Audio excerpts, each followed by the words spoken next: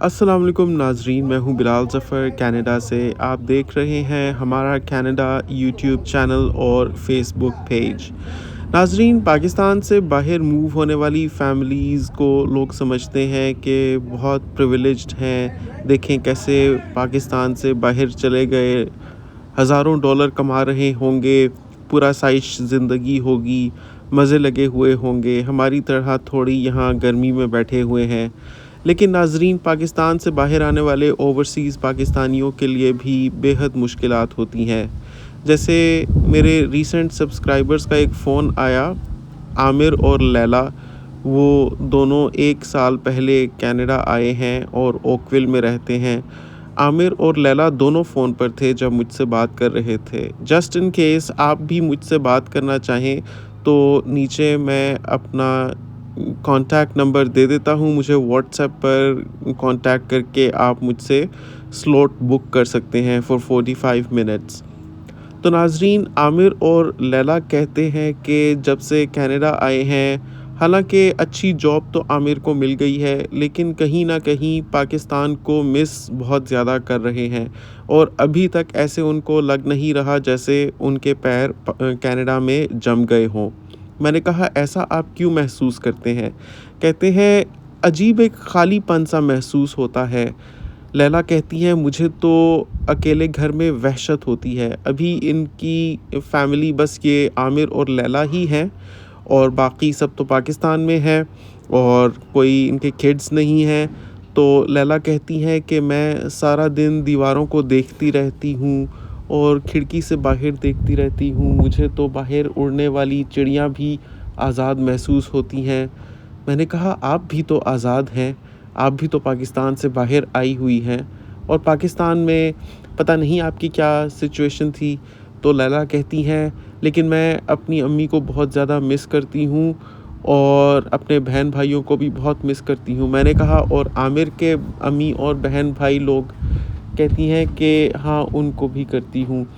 لیکن لیلا کہتی ہیں کہ یہاں تنہائی مجھ سے برداشت نہیں ہوتی، سارا دن میں جب کچھ کرنے کے لیے نہیں ہوتا تو پھر فریج کھول کر سیلڈ بنانے لگ پڑتی ہوں، سوچتی ہوں کہ آج سے ڈائٹنگ پر جاؤں گی، لیکن وہ سیلڈ میں نہیں کھاتی بلکہ ڈپریشن میں اور بنج ایٹنگ کرنے لگ پڑتی ہوں، کچھ باہر سے منگوا لیتی ہوں، کوشش کرتی ہوں اپنے آپ کو کسی طرح سے انگیج کروں، اور کچھ نہ ہو تو رجوے ڈرائیو پہنچ کر یہاں سے سارا دن میں کھاتی پیتی رہتی ہوں۔ تو میں نے کہا عامر آپ کے ساتھ ہوتے ہیں؟ تو لیلا کہتی ہیں کہ عامر کام پر ہوتے ہیں، میرے پاس کچھ کرنے کو نہیں ہوتا تو میں یہاں آ جاتی ہوں، ایک ریسٹورنٹ سے نکلی، دوسرا سنیک ٹرائی کیا، تیسری چیز، چوتھی چیز، سارا دن کھاتے کھاتے، اور میں نے ٹھیک ٹھاک ویٹ پٹ آن کر لیا ہے۔ ایسا نہیں ہے کہ مجھے بھوک بہت ہوتی ہے، صرف اپنے آپ کو مینٹلی انگیج رکھنے کے لیے میں کھاتی پیتی رہتی ہوں۔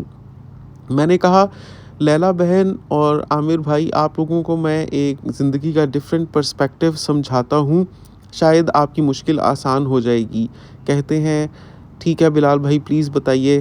تو میں نے کہا کہ آپ اپنے آپ کو خوش قسمت سمجھیں کہ آپ کو پیسے کی کمی نہیں ہے، جو کھانا چاہیں آپ کھا سکتی ہیں، جدھر جانا چاہے آپ لوگ جا سکتے ہیں۔ اصل میں پتہ ہے زندگی میں کوئی بہت بڑی پرابلم کا نہ ہونا سم ٹائمز کچھ لوگوں کے لیے ان اٹ سیلف ایک پرابلم بن جاتا ہے، کیونکہ ان کو سوچنے کے لیے کچھ مسئلہ چاہیے ہوتا ہے، پھر اگر وہ ہو نہ تو پھر ایسی چھوٹی چھوٹی چیزیں مسائل بن جاتی ہیں۔ میں نے کہا میری بات کا ہرگز برا مت مانیے گا، یہ میں آپ کو ایک ہیومن جینیرک سائیکالوجی سمجھا رہا ہوں، ایسا صرف آپ کے ساتھ ہی نہیں بہت لوگوں کے ساتھ آبزرو کیا ہے میں نے، کہ جب ان کی زندگی میں کوئی بڑا مسئلہ جیسے صحت کی پریشانی، مالی پریشانی، قرض کا ادا ہونے کے لیے پیسے نہ ہونا، اس طرح کی چیزیں نہ ہوں تو وہ چھوٹی چھوٹی چیزوں کو مسائل بنا لیتے ہیں۔ تو لیلا کہتی ہیں کہ میں اپنے آپ کو سمجھانے کی کوشش کرتی ہوں ایسا، لیکن پھر میرا دھیان پاکستان میں ہی لگا رہتا ہے۔ تو میں نے پوچھا کہ کیا پاکستان واپس جانے کی کوئی صورتحال ہے، کوئی سچویشن ہے؟ تو لیلا کہتی ہیں نہیں نہیں، اللہ معاف کرے، ویسا تو نہیں کر سکتے ہم، وہاں تو بہت زیادہ مسائل تھے، اسی لیے تو کینیڈا آئے ہم۔ تو میں نے کہا بس پھر جب آپ کو ڈپریشن ہو رہا ہوتا ہے اس وقت آپ ان وجوہات پر نظر دوڑا لیا کریں جن کی وجہ سے آپ کینیڈا آئے تھے ٹو بگن ود، کیونکہ وہ آپ کو یہ اشور کروائیں گی کہ آپ کا یہ فیصلہ بالکل درست تھا اور آپ کو واپس نہیں جانا چاہیے۔ انشاءاللہ ایسا سوچنے سے آپ کے اندر کا خالی پن بھی دور ہو جائے گا اور آپ کو ایک پرپز سمجھ آ جائے گا کہ اگر آپ کینیڈا میں ہیں تو کیوں ہیں اور پاکستان میں نہیں ہیں تو کیوں نہیں ہیں۔ لیکن اگر آپ کو پھر بھی اپنے عزیز رشتہ داروں کی یاد ستاتی رہے، جو شاید ہوتا ہی رہے گا، تو یہ بھی سوچیں کہ ہو سکتا ہے کہ آپ کے یہاں رہنے سے کل کو آپ ان کو بھی یہاں اپنے پاس ہی بلا پائیں، تو آپ کے لیے کینیڈا بھی پاکستان ہی بن جائے گا۔ میں نے کہا پاکستان میں آپ کے لیے سب سے امپورٹنٹ کون ہے؟ تو لیلا کہتی ہیں کہ میری امی۔ اور میں نے کہا اور عامر کی؟ کہتی ہے جی جی۔ میں نے کہا اور عامر کی بھی ہے نا؟ کہتی ہیں جی وہ بھی۔ میں نے کہا تو پھر آپ ان دونوں کو اپنے پاس کینیڈا بلوا سکتی ہیں۔ تو عامر کی پیچھے سے آواز آئی، جی بلال بھائی بس یہ لیلا کو تھوڑا بہت ڈپریشن چلتا رہتا ہے، تو میں کافی بتاتا رہتا ہوں کہ اپنے آپ کو مصروف رکھے۔ میں تو کہتا ہوں کہ کوئی جاب کر لے تو شاید اس کا مسئلہ زیادہ حل ہو جائے۔ تو میں نے کہا جاب اگر کر سکتی ہیں تو کریں، کیونکہ سب پاکستانی خواتین کینیڈا میں آ کر جاب بھی نہیں کر سکتی، خاص طور پر وہ جنہوں نے پاکستان میں بھی کبھی کام نہ کیا ہو، کیونکہ وہ ایک مائنڈ سیٹ ہی بڑا ڈیفرنٹ قسم کا ہے اور کینیڈا میں کام کرنے کے لیے آپ کو بڑے پاپڑ بیلنے پڑتے ہیں۔